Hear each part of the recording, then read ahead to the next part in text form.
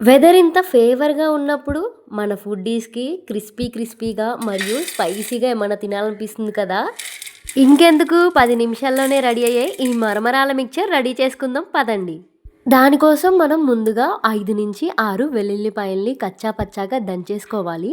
ఈ మిక్చర్‌ని ఒక్కొక్కరు ఒక్కొక్క విధంగా పిలుస్తారు. మరి మీరే పేరుతో పిలుస్తారో కామెంట్ చేయండి. ఇక లేట్ ఏమీ లేకుండా స్టవ్ ఆన్ చేసి చిన్న కడాయి పెట్టేసుకొని అందులో 1 టేబుల్ స్పూన్ దాకా ఆయిల్ వేశాక ఆయిల్ హీట్ అయ్యాక మనము అందులో పోపు దినుసులు, పల్లీలు మరియు 3 ఎండుమిర్చిని తుంచేసి వేసుకోవాలి. ఇవి మంచిగా ఫ్రై అవుతుండగానే మనము గుప్పెడు కరివేపాకు రెమ్మల్ని తీసుకొని కూడా వెయ్యాలి.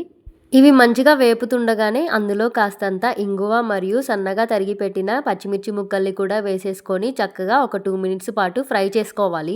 ఇప్పుడు ఇందులో కొంచెమంత పసుపు మరియు హాఫ్ టీ స్పూన్ ఉప్పు వేసుకొని కలుపుకొని పోపు అనేది మంచిగా ఫ్రై అయ్యాక మాత్రమే మనం ముందుగా తీసి పెట్టుకున్న మరమరాల్ని వేసుకొని చక్కగా కలుపుకోవాలి.